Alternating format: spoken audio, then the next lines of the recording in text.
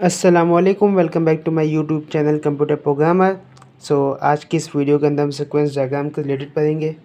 Sequence diagram क्या होती है और किस टाइप के इसके नोटेशंस होते हैं। अभी तक अगर आपने हमारा चैनल सब्सक्राइब नहीं किया तो प्लीज़ सब्सक्राइब करें। तो चलिए शुरू करते हैं। तो सबसे पहले समझते हैं सीक्वेंस डायग्राम बेसिकली काम कैसे आती है। हमारा जो बेसिकली सिस्टम्स है उसके अंदर डिफरेंट ऑब्जेक्ट्स होते हैं। सीक्वेंस डायग्राम हमारे जो डिफरेंट ऑब्जेक्ट्स है इसके दरमियान फ़्लो ऑफ मैसेज को शो करने के काम आती है। सही है, फ़्लो ऑफ मैसेज को ऑर्डर्स के अंदर शो करने के काम आती है। अब सीक्वेंस डायग्राम के बनाने की बेसिकली डिफरेंट नोटेशंस है। तो सबसे पहला नोटेशन हमारे पास है life line. Life line basically क्या करता है कि जहाँ पर ये आप इसका सिंबल देख सकते हैं कि जहाँ पर मैंने लाइफ लाइन लिखा है वहाँ बेसिकली आप अपने ऑब्जेक्ट का नाम लिखेंगे। सही है, और इसको आप एक ना रेक्टेंगल शेप में रिप्रेजेंट कर सकते हैं और इसके नीचे आप एक डॉटेड लाइन बनाएंगे जहाँ से आपकी मैसेज पासिंग रिप्रेजेंट होगी। नेक्स्ट हमारे पास है नोटेशन एक्टिवेशन और एग्जीक्यूशन अकरेंस।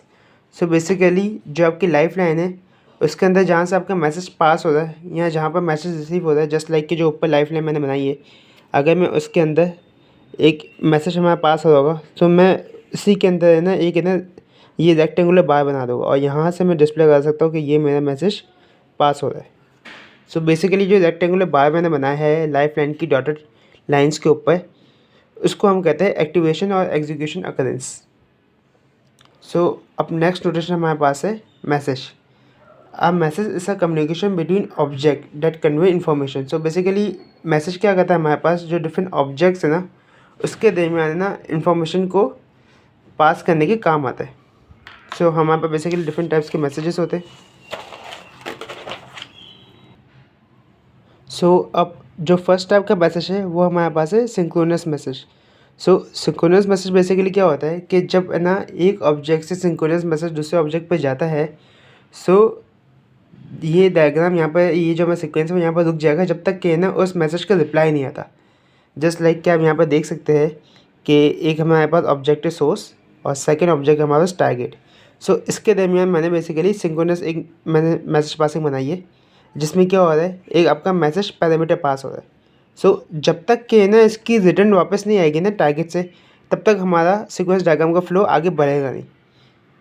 बेसिकली इसको रिप्रेजेंट हम लोग किस तरह करते हैं, एक आपका स्ट्रेट लाइन होती है और जो इसका एरो हेड है वो सॉलिड होता है। आप यहाँ पर देख सकते हैं कि एरो हेड मैंने यहाँ पर सॉलिड बनाया हुआ है। फिर नेक्स्ट जो हमारे पास टाइप है a synchronous message. A synchronous message बिल्कुल अपोजिट है सिंक्रोनस मैसेज के, कि यहाँ पर जो आपका मैसेज है उसको बेसिकली वेट नहीं करता कि जब तक है ना आपका रिटर्न नहीं आएगा, वो बेसिकली डायग्राम आगे चल जाती है। जस्ट लाइक कि यहाँ पर आप देख सकते हैं कि सोर्स मैसेज से कोई हमने मैसेज पास किया है टारगेट पे।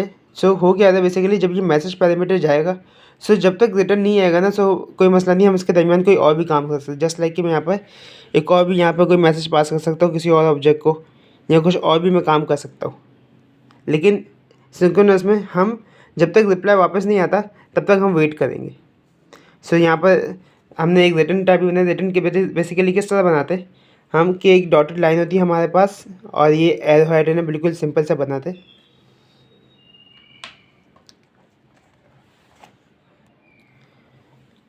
अब जो नेक्स्ट टाइप है हमारे पास मैसेज की वो है self message.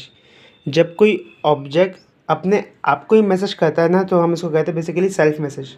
Self message basically एक ना इसी तरीके से बनता है कि है ना हम उसी ऑब्जेक्ट पे एक एरो हेड है ना उसी ऑब्जेक्ट की है ना एग्जीक्यूशन पे लिखा है। जस्ट लाइक कि हम यहाँ पर देख सकते हैं कि यहाँ पर मैंने एक सेल्फ मैसेज बनाया हुआ है। फिर नेक्स्ट हमारे पास है क्रिएट मैसेज। क्रिएट मैसेज क्या करता है कि कोई ऐसा मैसेज जो किसी दूसरे ऑब्जेक्ट क्रिएशन में काम आता हो।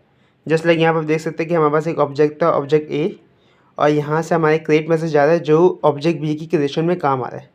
और सेम डिलीशन जो मैसेज होता है वो ना अपोजिट, डिस्ट्रॉय मैसेज जो होता है वो अपोजिट काम करता है क्रिएट मैसेज के। वो क्या करता है कि किसी ऑब्जेक्ट के डिस्ट्रॉय होने में काम आता है। जस्ट लाइक कि मैसेज जा रहा है और ऑब्जेक्ट ए से जो मैसेज निकल जाए वो ऑब्जेक्ट बी के डिस्ट्रॉय होने में डिस्ट्रॉय कर रहा है ऑब्जेक्ट बी को। आप यहाँ पर देख सकते हैं हमने क्या किया, एक क्रॉस बना दिया है। ये रिप्रेजेंट कर रहा है कि ये ऑब्जेक्ट बी डिस्ट्रॉय हो रहा है यहाँ पर। जो नेक्स्ट नोटेशन है हमारे पास वो है गार्ड्स। बेसिकली गार्ड्स जो है वो कंडीशन का काम करते हैं। अब जस्ट लाइक कि हम यहाँ पर देख सकते हैं कि हमारे पास दो ऑब्जेक्ट है, एक हमारे पास है रजिस्टर ऑफिस और दूसरा है क्लास। सो इसके दरमियान जो मैसेज पासिंग हो रही है वो हमारे पास है ऐड स्टूडेंट आईडी। अब इससे पहले मैंने एक ना गार्ड की कंडीशन लगाई हुई है। कंडीशन क्या है हमारे पास कि पोस्ट ड्यू इक्वल्स टू 0। सो अगर जब ये कंडीशन ट्रू होगी तो ही हमारा ये मैसेज पास होगा, अगर ये फॉल्स होगी तो मैसेज हमारा पास नहीं होगा। सो बेसिकली गार्ड क्या करता है, हमें एक कंडीशन के तौर पे काम करता है। अगर मैं इसको सी लैंग्वेज कहूँ तो ये बेसिकली इफ़ की कंडीशन के तौर पे काम करता है। सो नेक्स्ट हमारे पास है फ्रैगमेंट्स। सो फ्रैगमेंट्स हमारे पास बेसिकली क्या करते हैं कि जो हमारा कॉम्प्लेक्स इंटरेक्शन ऑल्टरनेटिव फ्लो होता है उसको बिल्कुल ना सिंपलेस्ट वे में ना हमें बनाने में मदद करते हैं। सो इससे क्या होता है कि जो हमारी डायग्राम है वो बिल्कुल इजीली बन जाती है और एक्यूरेसी मेंटेन रहती है। तो हमारे पास बहुत सारे फ्रैगमेंट्स है अलग अलग, जस्ट लाइक कि हमारे पास एक रेफरेंस होता है, एक लूप है, ब्रेक है, ऑल्ट है और ऑप्ट है। सो इस फ़िलहाल इस वीडियो के अंदर मैं सिर्फ ऑप्ट की बात करूँगा, ऑल्ट की, लूप और रेफरेंस के बारे में हम पढ़ेंगे सिर्फ। सो अब आप यहाँ पर देख सकते हैं कि मैंने एक डायग्राम बनाई है। बेसिकली ये जो हमारे पास बनी हुई है ना इसको हम कहते हैं फ्रेम, सही है। और ये हमें शो करती है फ्रैगमेंट को बनाने में। जस्ट लाइक कि हमने सबसे पहला जो हमारा फ्रैगमेंट है वो है लूप। सो लूप क्या करता है बेसिकली, वो ऐसा ही काम करता है जिस तरह किसी प्रोग्रामिंग लैंग्वेज में हम लूप लगाते हैं। सो यहाँ पर हो क्या था बेसिकली, मैं इसको थोड़ा बहुत इसका सिनेरियो समझा दूँ इस डायग्राम का। सो यहाँ पर आपके पास एक ऑर्डर है, ऑर्डर का ऑब्जेक्ट है। अब ये जो आपके पास आ रहा है ना डिस्पैच, ये बेसिकली हमारे पास है फाउंड मैसेज। ये भी एक टाइप है मैसेज की जो कि मैं बता भूल गया था कि जब कोई मैसेज है ना किसी अननोन ऑब्जेक्ट से आ रहा हो ना और उसका सिनेरियो मेंशन ना हो, सो हम इसको इस तरीके से बना देते हैं। सो इसको हम कहते हैं फाउंड मैसेज। अब जब ये यहाँ पर डिस्पैच होके हमारे पास एक ऑर्डर आ रहा है और वो यहाँ पर एक लूप के अंदर जा रहा है, तो लूप के अंदर क्या हो रहा है, जितने भी आइटम्स ना बेसिकली वो हमारे पास चल रहे हैं। जितने भी items for each item line हमने एक कंडीशन लगाई हुई है। जिस तरह हम गार्ड हमने पढ़ा था, तो यहाँ पर भी हमने गार्ड लगाया हुआ है जिसमें हमें ये ना लूप चल जाए। सो अब ये लूप कब तक चलेगा, जब तक है ना एक जो आइटम से सारे जो आइटम्स है वो ख़त्म नहीं हो जाते तब तक ये लूप चलेगा। और ये अपने लूप की एक फ्रेम बनाई हुई है। सो फ्रेम हम बेसिकली उन ऑब्जेक्ट्स को बनाते हैं जिन ऑब्जेक्ट्स का हमें काम है। जस्ट लाइक कि इस लूप के अंदर हमें मैसेंजर का कोई काम नहीं है, तो हमने क्या किया कि सिर्फ हमने ना 3 ऑब्जेक्ट्स को लेते हुए एक हमारे पास फ्रेम बनाई है। अब यहाँ पर जो है ना ये जो आपके पास देख सकते हो कि है ना एक इनर फ्रेम है, इसको हम कहेंगे नेस्टेड फ्रेम।